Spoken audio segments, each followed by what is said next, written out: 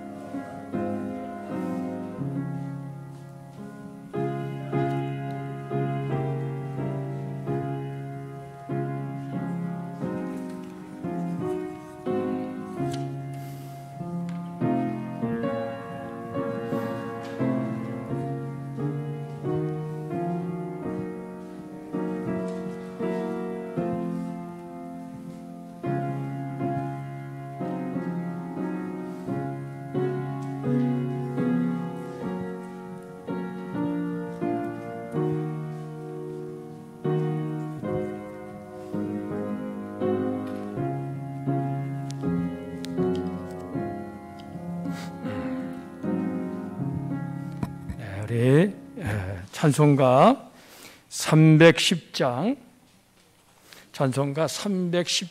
다 같이 함께 찬양합니다.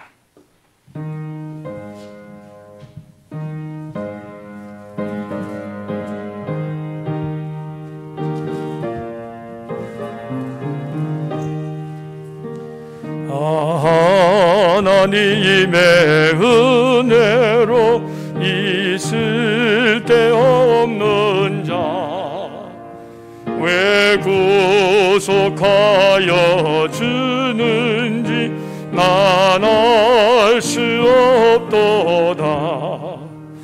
내가 믿고 또 의지하는 내 모든 형편하시는 주님 늘 보여주실까. 우리 시리아네 왜 내게 거센 믿음과 또 복음 주셔서 내 마음이 항상 편한지 난 알 수 없도다. 내가 믿고 또 의지하는 내 모든 형편하시는 주님 늘 보여주실 것을 나는 확실히 아네. 왜 내게 성령 주셔서 내 마음 감동해 주 예수 믿게 하는지 난 알 수 없도다. 내가 믿고 또 의지하는 내 모든 형편하시는 주님 늘 보여주실 것을 나는 확실히 아네. 주 언제 강림하실지 혹밤에 혹낮에 또 주님 만날 그것도 난 알 수 없도다. 내가 믿고 또 의지하는 내 모든 형편하시는 주님 늘 보여주실 것을 나는 확실히 아네. 아멘. 우리 308장 한 장 더 부르겠습니다. 한 주간 한 해 동안 지나온 것을 생각하면서 308장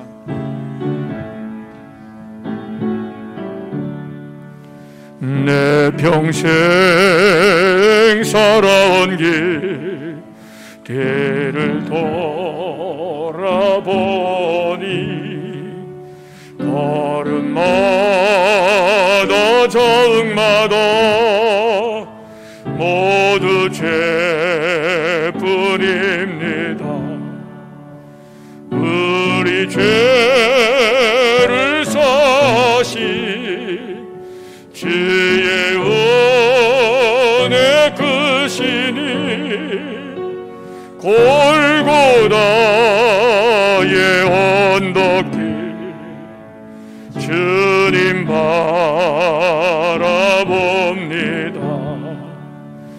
나같이 못난 인간 주님께서 살리려 하늘나라 영광 보자 모두 버리시었네.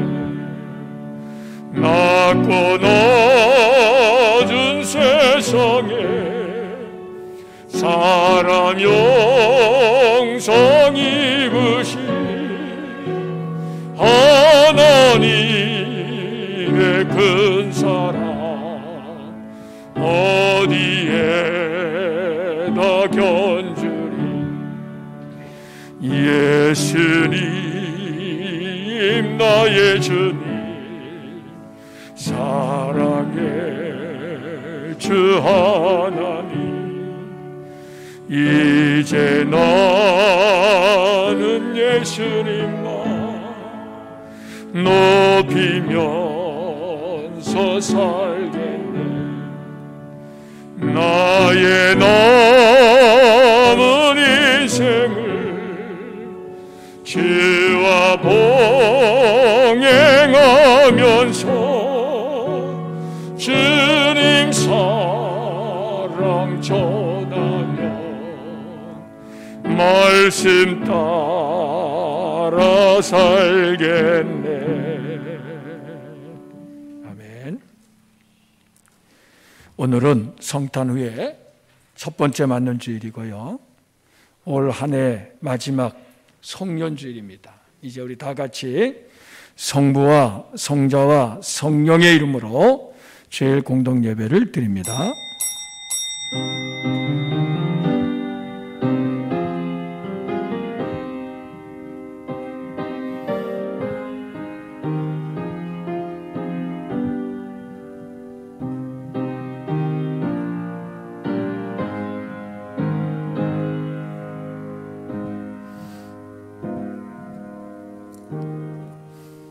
찬송하리로다. 주 이스라엘의 하나님이여 그 백성을 돌보사 속량하시며 우리를 위하여 구원의 뿔을 그 종 다윗의 집에 일으키셨으니 이것은 주께서 예로부터 거룩한 선자의 입으로 말씀하신 바와 같이 우리 원수에게서와 우리를 미워하는 모든 자의 손에서 구원하시는 일이라. 우리 조상을 긍휼히 여기시며 그 거룩한 언약을 기억하셨으니 곧 우리 조상 아브라함에게 하신 맹세라. 우리가 원수의 손에서 건지심을 받고 종신토록 주의 집에서 성결과 의로 두려움 없이 섬기게 하리라 하셨도다. 이는 우리 하나님의 긍휼로 인함이라.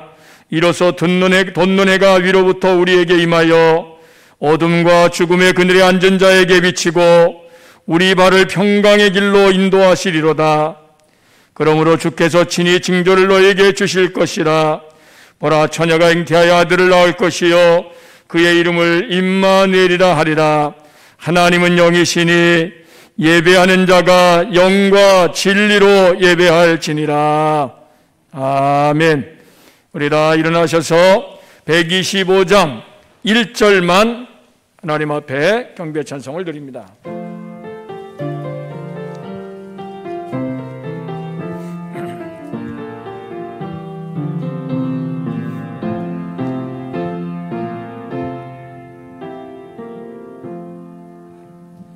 천사들의 노래가 하늘에서 들리니 산과들이 기뻐서 메아리 저울린다.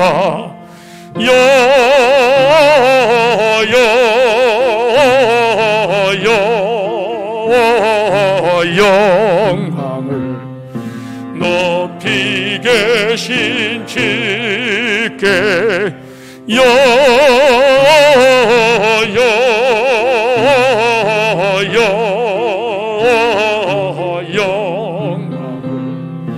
높이 계신 주님께.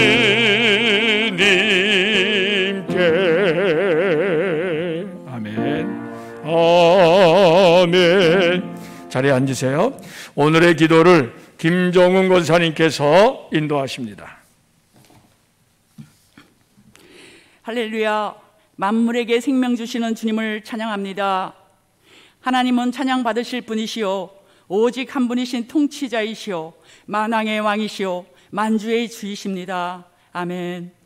모든 것을 풍성히 주셔서 즐기게 하시는 하나님 아버지 감사합니다. 아버지의 사랑으로 예수 그리스도를 이 땅에 보내주시고 우리가 무엇이간데 우리 죄를 대속해 주시고 우리에게 구원을 주시고 하나님 자녀 삼아서 감사 찬송을 주께 아뢰게 하시니 참으로 감사를 드립니다. 아멘. 그렇습니다. 주님, 우리가 이 땅에서 구원을 약속받고 의와 화평과 기쁨의 천국 백성으로 살아가며 영생의 길을 걷게 하십니다. 주님, 우리는 연약하고 부족합니다. 그러나 주님을 사모하고 갈망하는 한 사람 한 사람 찾아가 붙들어 주심으로, 주님의 몸된 교회를 붙들어 주심으로 날마다 새 힘 부어 주시어 천국 백성으로 살아가게 하실 것을 믿고 감사를 드립니다. 아멘. 2020년 마지막 주일을 보냅니다. 풀잎이 땅 위에 시들어 눕듯이 허망한 이 세상에서 바랐던 거 회개하고 내 주인 되어 살았던 삶 내려놓고 오직 믿음으로 주를 찬양하며 말씀으로 기도로 나가기 원합니다. 사람이 한 번 죽는 것은 정한이치요 그 뒤에는 자신이 행한 대로 심판을 받으리라 하신 말씀을 기억해 살며 말세에 만민에게 모시는 성령의 은혜를 받아 우리의 심령을 새롭게 하여 살아계신 주의 복음을 전하며 살게 하옵소서. 아멘. 주님, 코로나로 인해 우리의 삶이 위축되고 제한되어 있습니다. 온전한 사랑이 두려움을 내어 쫓나니 하신 말씀을 붙듣고 우리가 더욱 주님을 사랑하며 두려움을 물리치게 하옵소서. 아멘. 믿음과 사랑을 굳게 함으로 평강의 날들이 되게 하옵소서. 아멘.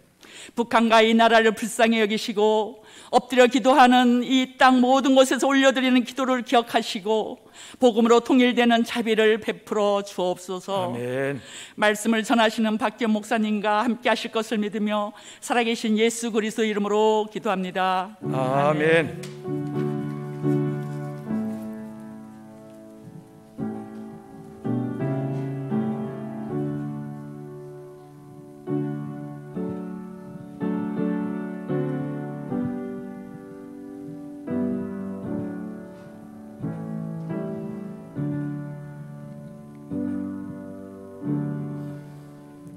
찬송가 304장, 올 한 해 동안에 우리에게 부어주신 하나님의 사랑을 생각하면서 304장 함께 찬양합니다.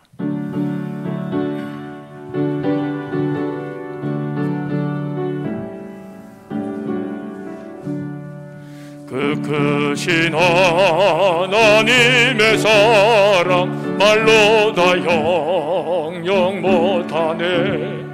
저 높고 높은 별을 넘어 이 낮고 낮은 땅 위에 죄범한 영혼 구하려 그 아들 보내사 허목죄물 삼으시고 죄 용서하셨네.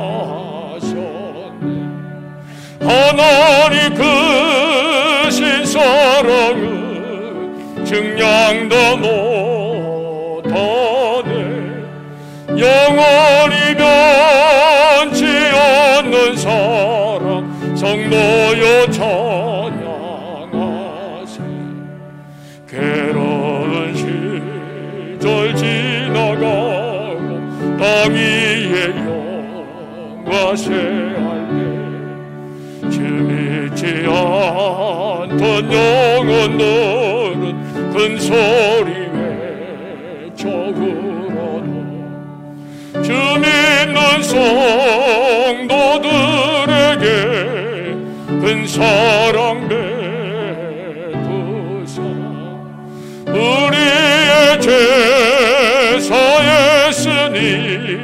그 은혜 잊을까. 하나님 크신 사랑을 증량도 못하네. 영원히 변치 않는 사랑 성도여 찬양하세. 하늘을 두루마리 삼고 바다를 먹물 삼아도 한없는 하나님의 사랑 다 기록할 수 없겠네.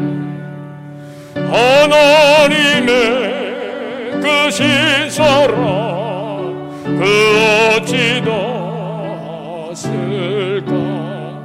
저 하늘 높이 쌓아도 채우지 못하네. 하나님 크신 사랑을 증량도 못하네.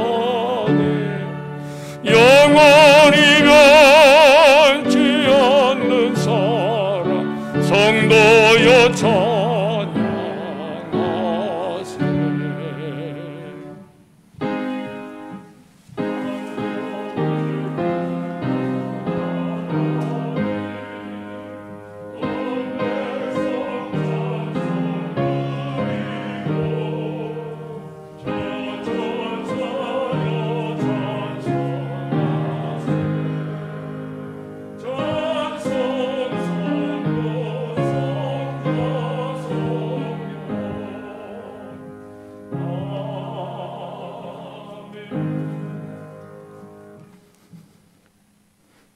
주님, 우리에게 성탄의 기쁨을 허락하여 주시고 오늘 이 송년주일을 맞아서 우리 자신을 하나님 앞에 거룩한 산제물로 드리게 하시니 감사와 찬송을 드립니다. 우리의 이 예배를 받으시고 우리가 거룩한 산제물이 되어 하나님 앞에 드려지는 산제사가 되게 하여 주옵소서. 우리가 알게 모르게 지은 죄와 허물을 이 시간 하나님 앞에 회개합니다. 마음으로, 말로, 행동으로 하나님과 사람 앞에 지은 모든 죄와 허물을 이 시간 생각나게 하시고 하나님 앞에 회개함으로 십자가의 보혈로 깨끗하게 씻어 정결케 하여 하나님이 기쁘게 받으시는 거룩한 제사가 되게 하여 주옵소서. 이 시간에 우리가 드린 이 예물 위에 하나님께서 은혜와 사랑을 베풀어 주셔서 이 땅을 살아가는 동안에 우리가 먹고 마시며 쓰고 살아가는 모든 일들에 있어서 염려하고 걱정하지 아니하고 하나님이 주시는 일용할 양식을 먹으며 구름기둥과 불기둥의 인도함을 따라서 날마다 천성길을 달려갈 수 있는 믿음의 성도들이 다 되게 하여 주시고 저희들의 농사와 직장과 사업장이 되게 하여 주시며 저희들의 자녀손들이 될 수 있도록 하나님께서 은총을 내리어 주시옵소서. 하나님 앞에 드려진 성례를 받으시고 저희들의 가정의 호주가 되셔서 주님이 주시는 참된 평강을 누리며 살아가게 하시고 외국에 외지에 있는 자녀들을 위하여 기도할 때에 하나님의 손이 항상 함께하여 주셔서 어디에 있든지 말씀으로 믿음으로 굳건히 서게 하시며 예수 그리스도의 이름을 자랑하고 증거하는 복된 자녀손들이 다 되게 하여 주옵소서. 봉헌위원으로 안내위원으로 성전미화 담당으로 재무 담당으로 성미 담당으로 차량운행 봉사로 음향영상 봉사로 하랑터 봉사로 주간 봉사로 강단 봉사로 드려지는 모든 봉헌들을 주님께서 연락하여 주시옵소서. 예수 그리스도의 이름으로 감사하며 축복 기도드리옵나이다. 아멘. 성경 말씀을 봉독합니다. 오늘 주시는 말씀은 창세기 47장 8절에서 10절까지의 말씀을 우리 고현석 집사님께서 봉독하십니다. 바로가 야곱에게 묻되 내 나이가 얼마냐? 야곱이 바로에게 이르되 내 나그네 길의 세월이 130년이니이다. 내 나이가 얼마 못 되니 우리 조상의 나그네 길에 연조에 미치지 못하나 험악한 세월을 보내었나이다 하고 야곱이 바로에게 축복하고 그 앞에서 나오니라. 아멘. 네, 이 시간에는 우리 영상 특성으로 하나님께 영광을 돌립니다.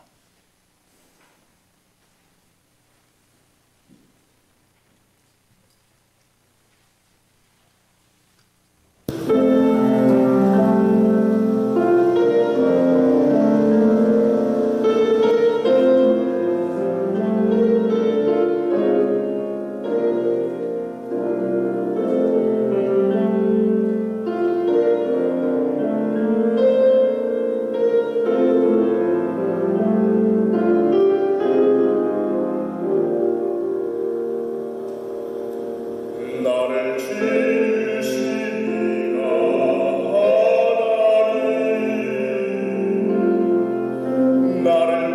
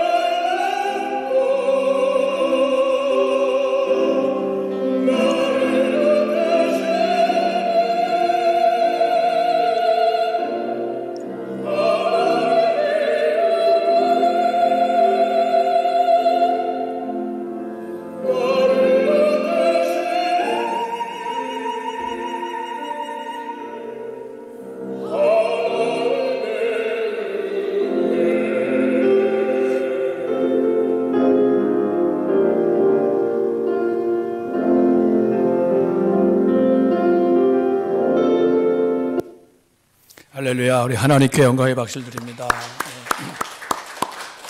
네, 오늘 이 시간에 송년주일을 맞아서 나오신 여러분들을 우리 주님의 이름으로 사랑하고 축복합니다. 한 해 동안 살아온 것이 정말 하나님의 은혜지요.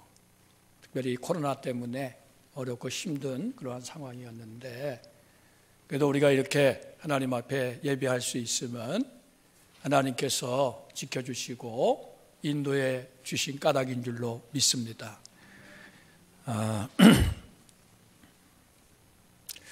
오늘 저는 이 송년주일을 맞아서 130세 야곱의 인생 고백이라 하는 제목으로 말씀을 전하고자 합니다. 프랑스에 모파상이라고 하는 소설가가 있는데, 이분이 한 줄의 끈이라고 하는 단편 소설을 썼습니다. 그 내용은 이렇습니다. 오세 꼬르네라고 하는 한 농부가 한 30세 정도 됐는데, 시장에 갔다가 그 바닥에 떨어진 한 줄의 끈, 좀 특이하게 생긴 게 있어가지고 그거를 주워서 주머니에 집어넣었어요. 그런데 이제 그거를 본 사람이 있었습니다. 그런데 그 후에 어떤 일이 벌어졌냐면 지갑을 잃어버렸다는 사람이 나온 거예요. 그러니까 사람들이 이 농부가 뭔가를 집어서 주머니에 집어넣은 것을 봤으니까 이 사람이 범인이다, 이렇게 얘기를 했고요. 그래서 이제 경찰서에 끌려가게 됐습니다. 네, 제 말씀을 들으세요. 네, 제 말씀을 들으세요. 네,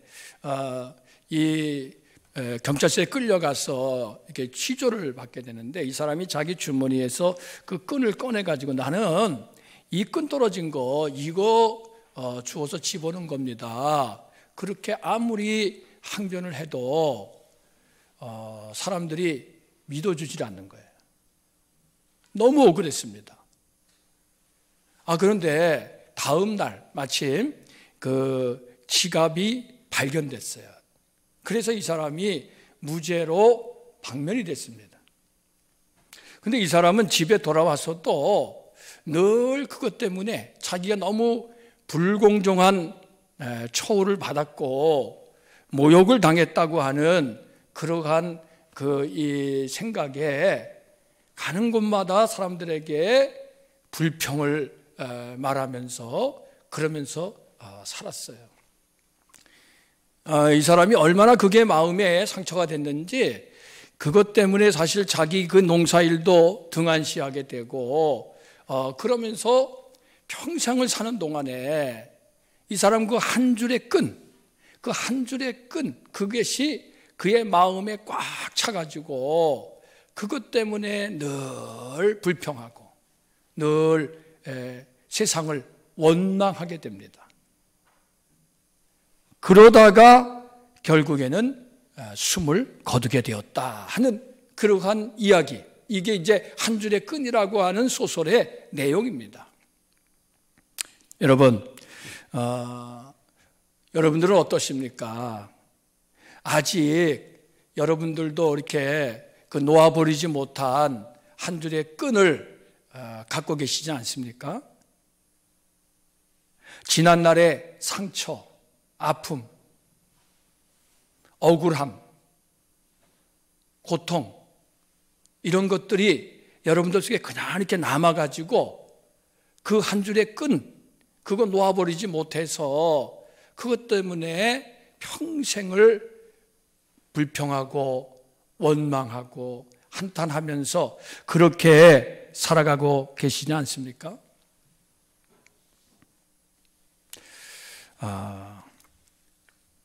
우리가 살아가는 데 있어서 사실은 이렇게 뭔가 우리의 마음에서 버릴 것을 버리고 비울 것을 비워야, 그래야 새로운 것이 들어올 수가 있는데, 우리 속에 이것이 꽉 차 있으면은요, 그러면 새 것이 들어올 그러한 자리가 없습니다.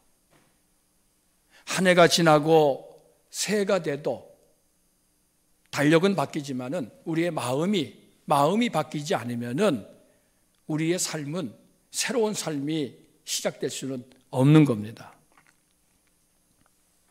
그러나 사실 여러분 생각해 보세요. 이 세상에 있는 모든 것들은 사실 다 지나가 버리는 것들이에요. 다 지나갑니다. 어느 것 하나 영원한 것이 없어요. 우리가 눈에 보이는 모든 이 자연 만물도 그렇고 우리 사람도 마찬가지예요. 다 지나갑니다.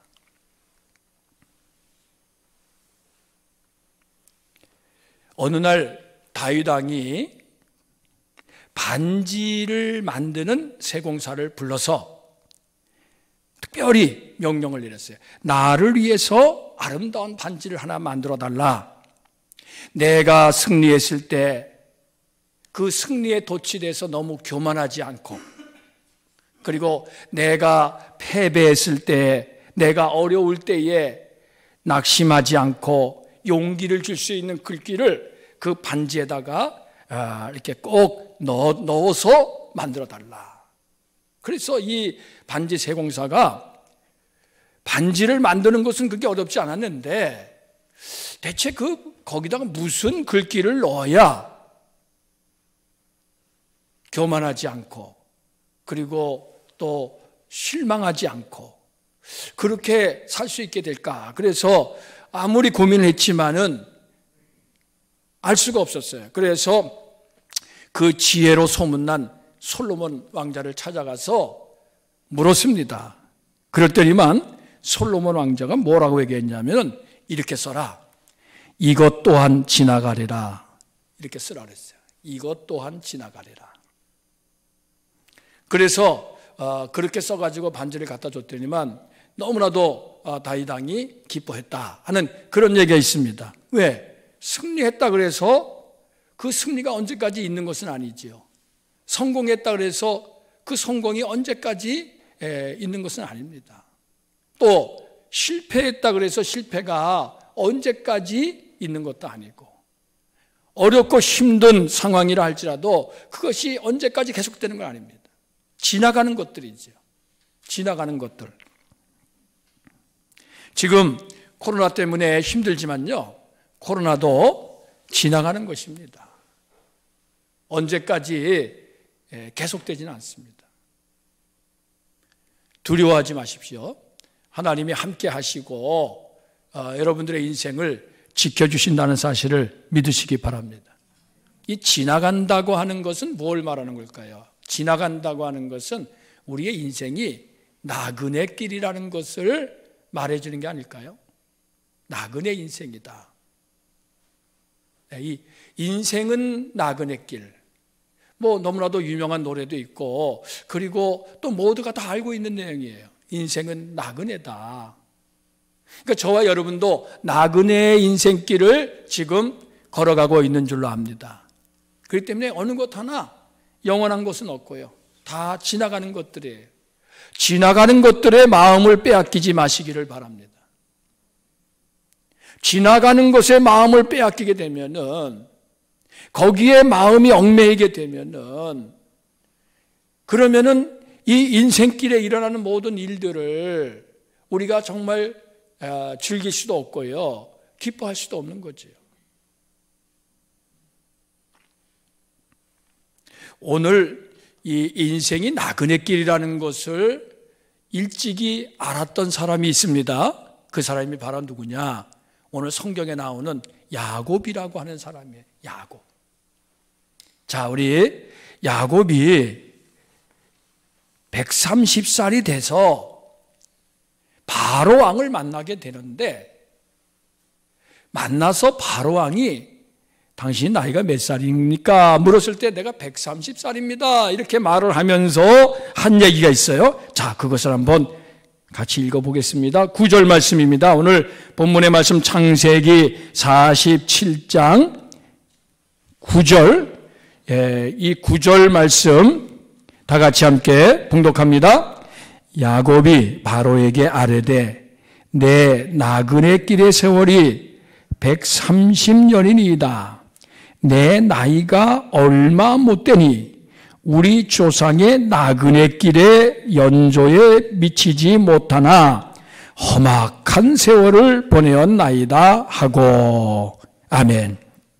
자, 여기에 보면은 이 야곱이라고 하는 사람은 내 인생이 나그네 길이라고 하는 것을 너무나도 잘 알고 있었던 거예요. 근데 자기만 나그네 길이 아니라 조상들, 우리 조상들도 나그네 길에 이 삶을 살았다는 것을 알고 있었던 거예요. 여러분, 이거는요, 하나님을 잘 경외했기 때문에 이와 같은 고백이 나오는 겁니다. 이 야곱이 130년 동안 살았던 그 인생을 딱 두 말로 압축을 한다면은, 첫째는 나그네길 인생. 지금 말씀했죠. 그 다음에 또 한 가지는 뭡니까? 그 뒤에 나오죠. 험악한 세월을 보냈다. 험악한 세월. 이것이 아마 130년이라고 하는 인생을 살았던 야곱의 이 인생 고백이에요. 인생 고백. 나는 나그네 길을 살아왔습니다. 내 조상들처럼. 그리고 내가 살아온 이 나그네 길의 이 인생은 험악한 세월이었습니다. 험악한 세월. 어떤 것이 험악한 세월일까요?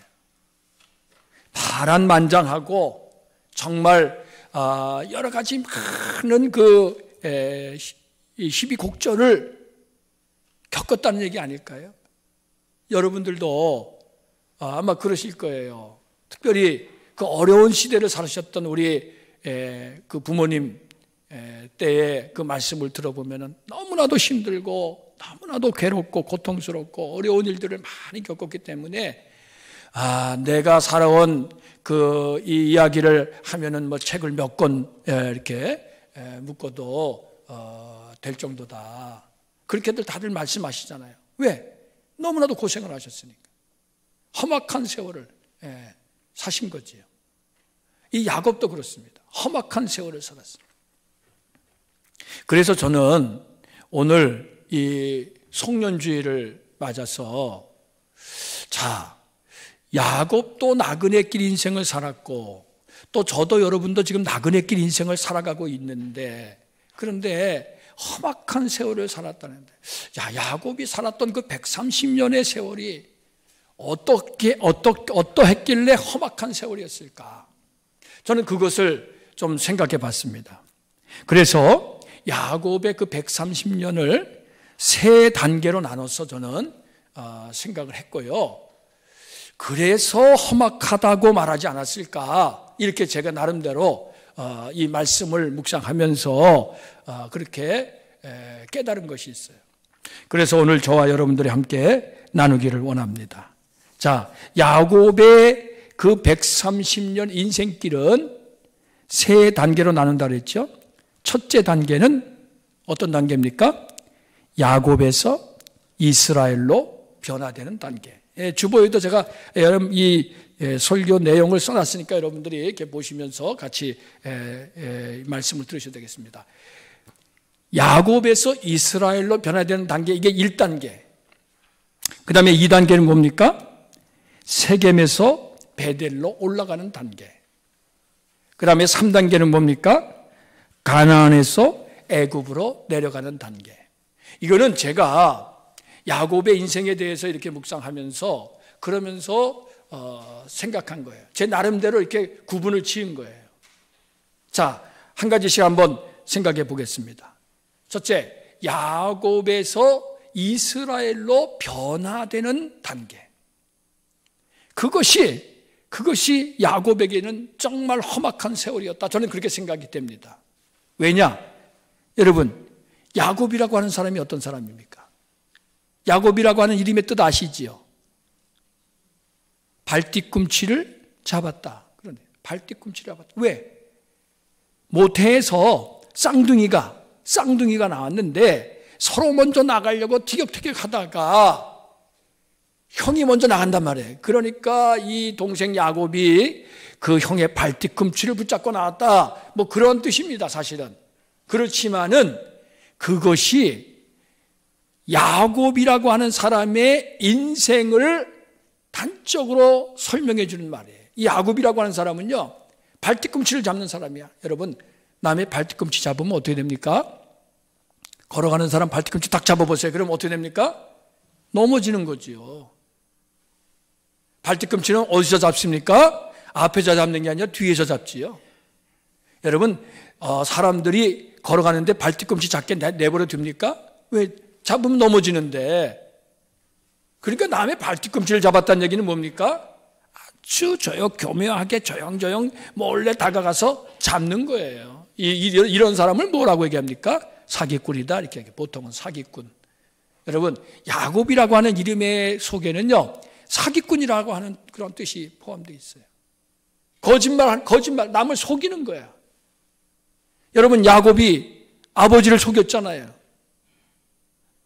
아버지 이삭이 이제 나이가 들고 눈이 침침해서 앞이 잘 안 보였어요. 그래서 내가 죽기 전에 내 아들 장자에게 축복해야 되겠다. 그 아버지에게는 장자에게 축복하는 축복권이 있었어요. 근데 장자가 누굽니까? 야곱이 아니라 형 에서예요. 에서를 불러가지고, 야, 내가 너한테 축복할 테니까 가서 별미를 만들어 와라. 에서는 사냥꾼입니다. 그래서 나가서 막 사냥을 해가지고 이제 별미를 만들어 아버지한테 가지고 왔어요. 가지고 왔는데 아버지가 하는 얘기가, 아니 넌 누구냐? 내가 조금 전에 벌써 축복해 줬는데 너 왔다 가지 않았냐? 아니 제가 지금 여기 잡아가지고 지금 왔는데 무슨 얘기입니까? 알고 보니까 이 동생 야곱이 형 행세를 하면서요, 이 형이 털이 많은 사람이거든요. 그러니까 양을 잡아가지고 양털을 여기 손목에다가 이 목덜미에다 두르고 형 행세를 하면서 와가지고 그 아버지 내가 저기 와서 잡아왔습니다. 맛있게 드십시오. 그리고 나를 축복해 주십시오. 근데 아버지가 들으니까 이건 아무래도 목소리는 형 에서의 목소리가 아니야. 야곱의 목소리가 있어. 야, 너 정말 에서가 맞냐? 그러니까 예, 제가 맞습니다. 거짓말하는 거예요. 아버지 눈이 침침하고 안 보인다고 하는 그런 거를 이 기회로 삼아가지고, 그래가지고 이 이삭이 야곱에게 축복을 했단 말이에요. 그러니 형 입장에서는, 에서 입장에서 얼마나 분통 터진 노릇입니까? 내가 장자인데 장자의 축복을 빼앗아간 거 아닙니까? 그러니까 아버지를 조르면서, 아버지 저에게 남은 나에게도 축복해 주십시오. 아무리 먼저 축복했다 할지도 좀 남겨둔 거 있지 않겠습니까? 근데 남겨둔 게 없었어요. 왜? 하나님의 축복이라고 하는 것은 그렇게 되는 게 아니거든요. 그래가지고 하도 사정하니까 기도해 주긴 했는데, 그 기도가 뭐냐면은 너는 야곱을 섬겨야 된다. 예, 그런 얘기예요. 그러니까 이 에서가 화가 나가지고 나가서 내 이놈의 자식 죽여버리겠다고. 그래가지고 이 야곱을 죽이려고 했단 말이죠. 그러니까 사실 그러한 일을 이렇게 같이 꾸민 사람이 어머니 그 리브가잖아요. 리브가는 야곱을 더 사랑했기 때문에, 그래서 야, 이거 그냥 놔두면 안 되겠다. 그래가지고 그 남편한테 얘기해서 야곱을 피신시키는 거예요. 어디로? 자기 친정으로, 외삼촌 라반의 집으로 이제 피신을 시켜. 그래가지고 그래서 야곱이 겨우 그 위기를 벗어나는 거예요.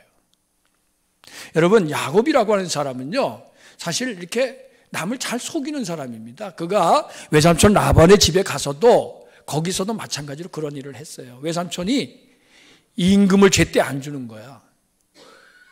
그러니까 이 야곱이 어떻게 했냐면은 그 외삼촌의 그 양 중에서 아주 실하고 아주 좋은 놈, 이런 놈들이 새끼를 뵐 때에는 이렇게 이 푸르고 이렇게 이런 푸른 나무 같은데 이렇게 세워놔가지고 그걸 보고서 이제 이 새끼를 베가지고 낳는 것들, 이렇게 푸르고 점이 있는 것들, 얼룩덜룩한 이런 거 이제 그 삼촌이 너한테 준다고 약속을 했거든요. 근데 그런 게 사실 별로 없습니다. 사실 이렇게 태어날 때 별로 안 태어나는데 일부러 그렇게 만들어가지고 그래서 아주 부자가 되지요. 이 야곱이라는 사람은 똑똑하기도 하고 아주 속임수도 잘 쓰고. 자, 그런데 여러분, 그렇게 해서 부자가 됐지만은 이제 고향으로 돌아오는데 20년 만에 고향으로 돌아오잖아요. 돌아왔는데 아니 형이 에서가 400명의 용사를 거느리고 자기를 만나러 온다는 거예요. 400명. 그러니 이 야곱이 아주 두려워하게 됩니다. 왜? 나를 죽이러 오는구나. 이렇게 여겼던 거예요. 나를 죽이러 오는 거. 아마 그랬을 겁니다. 에서의 입장에서는 이놈의 자식 잘 돌아왔다. 내가 죽여버리겠다. 아마 그렇게 생각을 했을 겁니다. 그래서 그 야곱이 에서를 만나기 전에 막 선물 갖다 주고 뭐 이렇게 저렇게 그냥 환심을 살려고 애를 많이 써요. 근데 그것 가지고도 안심이 안 돼요. 그래가지고 그 가족들은 먼저 다 야복강을 건너 보내고 나서, 그리고 나서 야복강가에 혼자 남아가지고 밤새도록 기도를 합니다. 이게 이제 야복강의 그 결사 기도야. 결사 기도. 아주 결사적으로 매달려서 밤이 새도록 기도하는 거야. 그 기도의 내용은 뭐냐면 다른 게 아니에요. 나에게 축복해 주십시오. 예. 천사와 씨름했다잖아요. 천사와 씨름하는데 천사가 환도뼈를 쳤어요. 환도뼈라고 하는 것은 이 척추 아랫부분, 이 사람의 힘의 근원을 말하는 거예요. 그 쳐가지고 막 다리를 절고 막 그랬는데도 안 놓는 거야. 그러니까 천사가 야, 이거 너 제발 나를 놔달라. 내가 빨리 이제 이 새벽이 되기 전에 이제 가야 된다. 그런데 안 놔주고 매달리면서 축복해달라고 그러니까 그때의 천사가 축복한 내용이 바로 그거 아닙니까? 너 이름이 뭐냐? 이름을 물어봤단 말이에요. 야곱입니다. 그러니까 이제부터는 야곱이라 하지 말고 이스라엘이라 하라. 이스라엘. 여러분, 이스라엘이라고 하는 이름의 뜻이 뭔지 아시죠? 하나님과 겨루어 이겼다. 그런 뜻이에요. 하나님과 겨루어 이겼다. 여러분, 생각해 보십시오. 사람이 하나님과 겨루어 이길 수 있습니까? 이건 말도 안 되는 얘기죠. 어떻게 사람이 하나님을 이깁니까? 이게 있을 수 없는 얘기입니다. 사람이 하나님과 겨루어 이겼다고 말을 한다면은, 그렇다면 그것은 하나님이 져주셨다 그런 뜻이죠. 하나님이 져주셨다. 여러분, 손주들하고 만나가지고 귀여운 손주들하고 팔씨름도 하고 뭐 씨름도 하고 막 그러잖아요. 근데 할아버지가 일부러 져주면서 야, 너 힘세다. 야, 정말 잘한다. 그러면서 칭찬을 해줘. 그러면 손주는 그 어린 손주는 자기가 힘이 세가지고 이긴 줄 알고 그냥 좋아하고 그러잖아요. 그러나 실제로는 그게 아니죠. 져준 겁니다. 져준 거. 왜? 사랑하니까. 사랑하니까 져준 거예요. 야곱이 변해서 이스라엘 된 것은요, 하나님의 은혜로 된 것임을 믿으시기 바랍니다. 하나님이 은혜를 베풀어 주신 거예요. 은혜를. 그래서 야곱이라고 하는 사람은 속임수를 쓰고 자기의 야망을 채우기 위해서 그저 수단 방법을 가리지 않는 육에 속한 사람을 대표한다면은, 이스라엘이라고 하는 사람은, 이 이름은 하나님의 은혜로 거듭난 영에 속한 사람을 대표하는 이름입니다. 육에 속한 사람에서 영에 속한 사람으로 변화되었다는 거예요. 여러분, 그렇게 되기까지 그 세월이 너무나도 많이 걸렸어요. 아주 험악한 세월을 살았던 거예요. 그래서 야곱은 내가 험악한 세월을 살았습니다. 오늘 저와 여러분들이 하나님의 은혜로 사는 삶인 것을 깨달으시기를 바랍니다. 내가 열심히 노력해가지고, 내가 정말 수고하고, 내가 정말 최선을 다해서 그래가지고 이만큼 일구어놨고 이렇게 내가 잘 살게 되었다. 여러분, 그렇게 생각하시면 큰 오산입니다. 그건 교만한 거예요. 그 모든 것들은 다 헛됩니다. 하나님이 입김에 한번 부르시면요, 여러분들이 쌓아놓은 모든 것들은 다 날아가 버립니다. 다 날아가요. 아기는 바람에 나는 겨와 같다 그랬어요. 하나님이 은혜를 베풀어 주실 때에, 그럴 때 진정으로 우리의 인생에 기쁨이 있고 감사가 있고 그리고 행복이 넘치게 될 줄로 믿습니다. 영에 속한 사람, 하나님의 은혜로 사는 사람, 저와 여러분들은 한 해를 살아오셨는데 어떤 사람으로 살아오셨습니까? 정말 내가 하나님의 은혜로 살아온 영에 속한 사람입니까? 여러분 그렇게 고백할 수 있겠습니까? 그렇게 고백하게 되시기를 바랍니다. 그리고 야곱의 이 두 번째 단계는 세겜에서 베델로 올라가는 단계라고 말씀드렸습니다. 여러분 이 세겜에서 베델로 올라가는 단계는 어떤 단계냐면 형식적인 예배자에서 온전한 예배자로 변화되는 겁니다. 야곱이 고향에 돌아왔잖아요. 돌아왔는데 어디에서 머물렀냐면 세겜이라고 하는 것이에요. 세겜. 세겜은 그때 당시로 말하면 아주 큰 도시예요. 번화한 도시. 거기가 살기 좋으니까 거기서 이제 같이 사는 거예요. 그런데 야곱에게는 아들이 12명이 있고 딸이 하나가 있었어요. 디나라고 하는 딸이 있어요. 그런데 이 디나라고 하는 딸이 그 세겜에 있는 여자들을 구경하러 간 거예요. 세겜에 있는 여자들은 어떻게 사는지, 어떤 옷을 입고, 어떻게 치장을 하고, 여성들은 그거 궁금하잖아요. 그래서 구경하러 나갔다가 강간을 당합니다. 그 세겜성의 취장인 하몰의 아들, 세겜이라고 하는 이 청년에게 강간을 당해. 그리고 강간을 당한 것도 정말 끔찍한 일이죠. 완전히 순교를 빼앗겼고, 그리고 이방인에 의해서 더럽혀졌으니까 이거는 정말 집안의 큰 수치예요. 그런데 그 얘기를 들은 이 디나의 오빠, 이복 오빠들 말고 친오빠가 이 시므온, 레위, 레아가 낳은 딸이니까 이 시므온 레위가 아주 분개하면서 그러면서 이 복수를 해야 되겠다고. 그런데 워낙 그 사람들이 강하니까 어떻게 방도가 없는 거예요. 근데 이 디나를 범한 세겜이라고 하는 청년이 그냥 강간만 한 게 아니라 내가 저 여자 참 너무나도 좋다. 내가 저 여자를 결혼해야 되겠다. 그래가지고 아버지를 졸라가지고 찾아온 거예요. 혼인을 맺자고. 그러니까 이 야곱의 두 아들 시몬과 레이가 꾀를 내가지고 어떻게 말을 했냐면 우리는 하나님을 믿는 사람인데 할례 받지 않은 사람하고는 결혼할 수 없다. 그러니까 당신들이 남자들이 다 할례 받아라. 할례라고 하는 게 뭐예요? 남자의 그 성기 포경하는 거거든요. 그러니까 그 할례 받아라. 그러면은 결혼시키겠다. 이렇게 거짓말을 했어요. 그러니까 그 사람들이 다 그걸 믿고서 남자들이 할례를 받았어. 그래서 막 고통하고 괴로워할 때에 이 시몬과 레이가 칼을 들고 가가지고 족속들 남자들을 다 죽입니다. 다 죽여요. 아주 비비린내나는 그런 살육이 벌어져요. 근데 그것을 나중에 야곱이 알고 그 아들들을 막 야단칩니다. 너희도 어떻게 하려고 그런 일을 벌였느냐. 우리는 소수고 여기 있는 사람들은 많은데 이 사람들이 우리를 공격하면 우리는 다 죽는다. 이건 정말 집안이 완전히 망할 수 있는 그러한 그 위기가 찾아온 거예요. 그럼 어떡합니까? 일은 저질러졌고.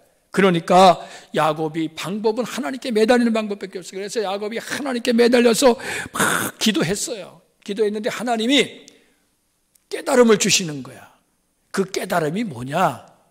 그게 바로 야곱이 형 에서가 자기를 죽이려 할 때에 형을 피해서 외삼촌의 집으로 도망을 갔잖아요. 근데 그때 도망가면서 루스라고 하는 들판에서 하룻밤 유숙을 하게 되는데 밤에 꿈을 꾸게 됩니다. 꿈을 꾸게 되는데 하늘에서부터 사닥다리가 쫙 자기 데까지 연결되면서 천사들이 오르락 내리락 하고 그러면서 그 꼭대기에서 하나님의 음성이 들려요. 하나님의 음성이. 그러면서 야곱아 나는 내 할아버지 아브라함의 하나님, 너의 아버지 이삭의 하나님이다. 그러면서 내가 너와 함께 하겠다. 내가 너 가는 길을 지켜주고 보호해 주겠다. 내가 너로 큰 민족을 이루게 해주겠다. 하나님이 약속을 하시는 거예요. 이렇게. 그러니까 이 야곱이 잠을 깨서 일어나가지고 거기다가 자기가 돌로 베고 자던 그 돌을 이렇게 세워놓고 거기다가 이제 기름을 붓고 하나님 앞에 예배를 드렸어요. 예배를 드리고 하나님께 약속을 했어요. 약속한 것이 그 성경에 보면은 거기에 나옵니다. 뭐라고 하나님 앞에 약속을 했냐면 세 가지 약속을 했어요. 세 가지 약속. 창세기 28장에 나옵니다. 자, 하나님이 약속하신 대로 나를 이렇게 내가 가는 길에 지켜주시고 먹을 것 입을 것 다 챙겨주시고 나로 평안히 고향에 아버지 집으로 돌아오게 하시면은 내가 하나님께 약속합니다. 첫째, 하나님이 여호와께서 나의 하나님이 되실 겁니다. 둘째, 내가 기둥으로 세운 이 돌이 하나님의 집이 될 겁니다. 셋째, 내게 주신 모든 것 가운데 11조를 반드시 드리겠습니다. 세 가지 약속을 했어요. 세 가지 약속을 하고 그리고 이제 갔잖아요. 갔다가 20년 만에 하나님이 정말 도와주셔서 은혜 주셔서 부자가 돼서 돌아왔습니다. 그런데 돌아오고 나서도 이 야곱은 그 약속을 까마득하게 잊어버리고 있었어요. 잊고 있었어요. 그러나 하나님은 잊어버리지 않으셨습니다. 하나님은. 디나 사건을 통해서 하나님께 기도하면서 야곱이 깨달은 게 있어요. 이게 내가 하나님과의 약속을 내가 지키지 않았구나. 그거 깨달은 거예요. 그래가지고 자기 집안 식구들 다 불러다가 야, 너희들한테 있는 모든 우상, 이게 세겜이라고 하는 곳에 살면서 하나님께 예배를 드리긴 했지만은 그 세겜 사람들, 세상 사람들이 하는 대로 같이 거기에 어울려 살다 보니까 우상이 많이 있었어요. 이 야곱의 집안에. 그래서 우상들을 다 귀걸이, 고리, 발찌, 이런 거 다 옛날에는 다 그런 것들이 하나의 그 우상 섬기는 하나의 그 도구가 되었던 것 같아요. 그런 것들 다 모아가지고 땅에다가 파묻습니다. 땅에다가 파묻고 우리 베델로 올라가자. 그래서 가족들이 다 같이 베델로 올라갑니다. 그 베델이라고 하는 것이 바로 하나님을 만났던 장소. 하나님의 집이라고 하는 뜻이거든요. 베델. 그 베델로 올라가서 하나님 앞에 예배를 드리죠. 자, 여러분, 지금 제가 말씀드린 이 내용이요, 야곱이 세겜에서 베델로 올라가는 두 번째 단계를 말하는 거예요. 여러분, 그렇게 되기까지 정말 야곱은 말할 수 없는 그러한 그 고통과 그 심적인 그러한 그 아픔을 많이 겪었습니다. 딸이 강간당한 것만 해도 얼마나 정말 가슴 아프고 그 괴로운 일입니까? 그런데다가 또 자기 아들들이 그 족속들을 다 학살하는 그러한 일이 벌어졌지요. 또 그래서 그것 때문에 가족이 다 멸문지화를 당할 위기에 처하게 됐지요. 이런 일들이 얼마나 험악한 세월입니까? 근데 여러분, 그런 험악한 세월을 통해서 야곱이 깨달은 것은 하나님 앞에 예배를 드리는 것이 형식적인 예배가 아니라 온전한 예배를 하나님이 드리시길 원한다. 세겜에서 드리는 예배는요, 어떻게 보면 형식적인 거예요. 세상과 짝하면서 적당히 즐기면서 그러면서 세상의 달콤한 것들을 맛보면서 그러면서 하나님도 섬기고 세상도 즐기고 한 발은 세상에 놓고 한 발은 하나님께 놓고 왔다 갔다 하는 이러한 생각. 그런데 하나님은 온전히 하나님 한 분만 예배하고 섬기기를 원하십니다. 온전한 예배, 온전한 예배를 하나님이 기뻐하십니다. 여러분의 삶 속에 이 온전한 예배가 드려지시길 바랍니다. 특별히 코로나 때문에 여러분 어렵잖아요. 어려운데 이 어려운 위기가 오히려 우리에게는 새로운 기회가 되어야 될 줄로 믿습니다. 이제까지 형식적으로 그냥 예배 시간 되면 가서 예배 드리고 와서 또 세상 같이 또 적당히 즐기고, 만약에 우리가 그랬다면 이제는 정말 내가 어느 곳에 있든지 그 있는 자리에서 하나님을 모시고 하나님께 예배할 수 있는 온전한 예배자로 서시게 되시기를 바랍니다. 마지막 한 가지 더 말씀드립니다. 이 야곱의 세 번째 단계는 뭡니까? 가나안에서 애굽으로 내려가는 단계입니다. 이건 무슨 얘기입니까? 여러분, 가나안은요, 하나님이 약속한 땅이에요. 그래서 하나님은 가나안을 떠나서 애굽으로 내려가는 것을 원하지 않으셨어요. 여러분, 성경을 잘 보십시오. 성경을 보시면은 아브라함에게도 가나안으로 애굽으로 내려가지 말아라. 창세기 12장. 이삭에게도 창세기 26장 애굽으로 내려가지 말아라. 예레미야를 통해서도 예레미야 42장 애굽으로 내려가지 말아라. 여러분, 이사야 31장 1절에 보면은 도움을 구하러 애굽으로 내려가는 자들은 화 있을진저 그들은 말을 의지하며 병거의 많음과 마병의 심히 많음을 강함을 의지하고 이스라엘의 거룩한 일을 앙모하지 아니하며 여호와를 구하지 아니하나니 여호와께서도 지혜로우신즉 재앙을 내리실 것이라. 여러분, 애굽이라고 하는 것은요, 전통적인 강대국입니다. 그런데 이스라엘 백성들이 툭 하면은 애굽을 의지하려고 그랬어요. 근데 하나님은 애굽으로 내려가지 말라, 애굽을 의지하지 말라고 말씀하세요. 칼과 창을 의지하지 말고, 군사력을 의지하지 말고, 경제력을 의지하지 말고 하나님을 의지해라. 하나님이 그렇게 말씀하셨어요. 여러분, 우리나라가 잘 살게 됐지만은 여러분, 이 경제력이라 군사력이라고 하는 것을 의지하는 그러한 그 어리석음을 범하지 말게 되시기를 바랍니다. 세상은요, 그런 힘을 의지해, 그러한 힘을 잘하게, 그러한 힘이 최고라고 생각해. 그러나 여러분, 천만의 말씀입니다. 하나님이 함께 하시는 것이 우리에게는 큰 힘이요, 그리고 능력이 된다는 사실을 믿으시기 바랍니다. 그렇게 살아야 돼. 그런데 여러분, 애굽으로 내려가야 할 때가 있어요. 이게 아주 분별하기 쉽지 않은 겁니다. 애굽으로 내려가지 말라 그랬잖아요. 하나님이 약속의 땅을 떠나지 말라 그랬잖아요. 근데 여러분, 오늘 성경에 보면 야곱에게는 애굽으로 내려가라, 이렇게 하나님이 말씀하셨어요. 그래서 야곱이 애굽으로 내려간 겁니다. 왜? 애굽에 내려가서 그때 당시에 가뭄이 아주 극심해서 7년 풍년이 있고 7년 흉년이 있었는데, 그 가뭄에서 하나님의 백성을 보호하고 구원하시려고 하는 하나님의 뜻이 있었던 거예요. 그래서 요셉이라고 하는 야곱의 아들을 먼저 그를 보내신 거예요. 근데 이 야곱은요, 요셉이 죽었다고만 알고 있었어요. 왜냐하면 형들이 거짓말을 했으니까. 형들이 죽이려고 그러다가 죽이지 않고 종으로 팔아먹었는데, 그런데 아버지한테는 양의 피를 묻혀가지고 요셉의 옷을 갖다가 보여주면서 요셉이 맹수에게 잡혀 죽었습니다, 이렇게 얘기했거든요. 그러니까 요셉이 죽었다고만 얘기했어요. 왜냐하면 요셉을 가장 사랑했어요. 왜냐하면 자기가 사랑하는 라헬이 낳은 아들이기 때문에. 너무 사랑하다 보니까 너무 편애했어. 편애하다 보니까 형들이 미워하게 된 거예요. 사실 이 야곱도 사실 문제가 있었지요.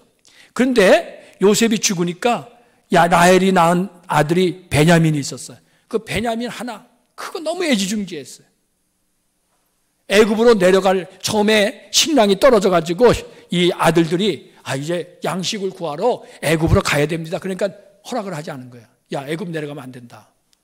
근데 양식은 떨어지지요. 먹을 것은 없지요. 어떡합니까? 아들들이 간다니까 마지못해서 보낸 거예요. 마지못해서.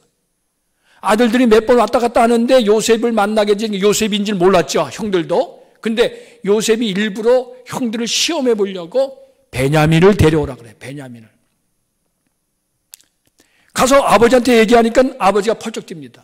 아니, 사랑하는 아들 요셉도 죽었는데 베냐민마저 데려간다니 말이 되냐? 펄쩍 뛰면서 반대를 했어요. 그래서 못 갔어요. 근데 양식이 바닥이 나니까 어떡합니까? 죽을 수는 없잖아요. 마지못해서 보냈어요. 근데 그때 성경에 보면 야곱이 뭐라는지 아십니까? 내가 이르면 이르리라. 내가 이르면 이르리라. 그러면서 이 베냐민을 보냅니다. 자, 그래서 이제 결국에는 요셉을 만나게 되는 거잖아요. 요셉을 만나게 되고, 요셉이 아버지를 빨리 모셔오십시오. 그래서 이제 아버지와 식구들이 다 애굽으로 내려가잖아요. 자, 여러분, 이것이 어떻게 보면 참 우리가 하나님을 섬기는 사람으로서 어떤 때는 정말 하나님의 뜻이 뭔지, 가나안 땅을 떠나지 말아야 되는데 애굽으로 내려가는 게 하나님의 뜻일 때가 있었다는 거지요. 이거를 우리가 어떻게 분별을 합니까? 이거를.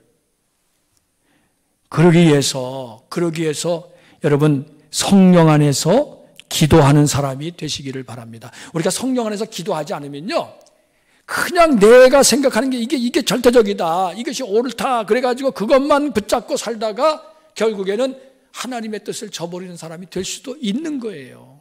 이게 참으로 내가 사랑하고 귀하게 여기는 것도 내려놓아야 돼. 내려놓을 땐 내려놔야 됩니다. 버릴 땐 버려야 됩니다. 그거 붙잡고 있으면은 결국에는 죽는 거예요. 시간이 없기 때문에 제가 여러분들 간단하게 이렇게 말씀을 드렸습니다. 이제 이 야곱이 살아온 험악한 인생길에 대해서 말씀을 드렸는데, 지난 한 해 동안 또 이제까지 여러분들은 어떠한 인생길을 살아오셨습니까? 아니, 어떠한 사람으로 살아오셨습니까? 육의 사람으로 살지 마시고 영의 사람으로 살아가시기를 바랍니다. 또 형식적인 예배자가 아니라 온전한 예배자로 서게 되시기를 바랍니다. 또 내 뜻만 앞세우지 말고 하나님의 뜻에 순종할 수 있는 성숙한 신앙인이 되시기를 주님의 이름으로 축원합니다. 우리 말씀을 붙잡고 우리 함께 기도하는 시간을 갖습니다.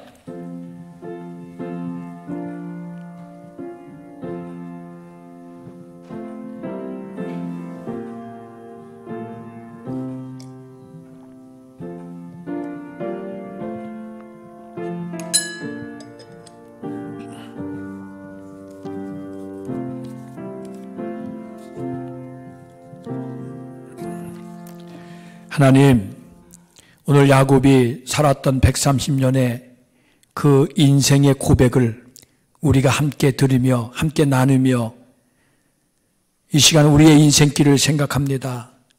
우리가 앞으로 살아갈 길을 생각합니다. 하나님, 참으로 우리의 인생길에 동행자가 되시고 언제든지 하나님의 인도하심 따라서 살아가는 삶이 되게 하여 주시며 하나님 앞에 하나님의 주신 은혜를 늘 누리면서 하나님 앞에 온전한 예배를 드리면서 하나님의 뜻을 분별하고 순종하는 삶을 살면서 살아가는 우리의 인생길이 되게 하여 주옵소서. 예수님의 이름으로 기도하옵나이다. 아멘. 우리 함께 인사를 나눕니다. 할렐루야. 주님의 이름으로 사랑하고 축복합니다. 네, 유종의 미를 거두는 한 해가 되시기를 바랍니다. 이번 수요 중보기도회는 모이지 않고요. 목요일 날 송구영신 촛불 예배 11시에 바로 이 자리에서 드립니다. 예배 참석하는 속회는 거기에 1층, 2층에 써놨습니다. 그리고 송구영신 예배 전에 당회 구역회 10시 반에 이 자리에서 모이겠습니다. 참석 어려우신 분들은 위임장이 있으니까 위임장을 꼭 지금 나가시다가 작성하고 나가시기 바랍니다. 그냥 가지 마시고요. 그리고 그 신년 속회 공가 우리 속회 인도자님들과 속장님들에게 오늘 나누어 드립니다. 작년하고 다 똑같고요. 배단이 송만 속장이 이순희 권사님으로 바뀌게 됩니다. 그 주보에 이용래 권사님 제가 잘못 써놓은 겁니다. 그거는 아니고요. 그리고 그 예배 참석 속회에 1층만 나왔는데 죄송합니다. 이게 잘못됐습니다. 2층이 오늘 실로암석 예루살렘 1, 2속이고요. 다음 주는 1층이 실로암석 예루살렘 1, 2속, 2층이 베델 2, 3, 4속이 되겠습니다. 그리고 교회 홈페이지를 지금 구축하고 있는데 임시 홈페이지를 오픈을 합니다. 거기 홈페이지 주소가 있습니다. 여러분들 접속해서 보시고 지금 이제 조정 기간이기 때문에 좋은 의견이 있으신 분들은 이번 수요일까지 이렇게 올려주시면은 수정할 수 있도록 그렇게 하겠습니다. 다음 주일은 신년 주일이고요. 우리 장로님 부부가 이렇게 그 주간에서 예배를 드리도록 하겠습니다. 네, 이제 우리 다 자리에서 일어나셔서 635장 주기도송으로 하나님께 영광을 돌립니다.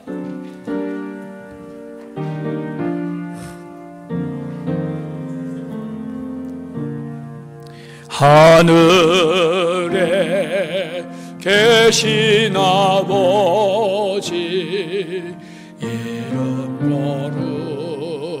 거룩하사 주님 나라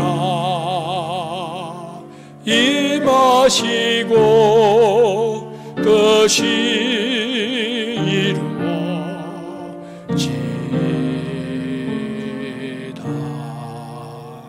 일용할 양식 주시고 우리들의 근죄 다 용서하옵시고 또 시험에 들게 마시고 악에서 구원하소서. 대개 주의 나라 주의 권세 주의 영광 영원히 아멘.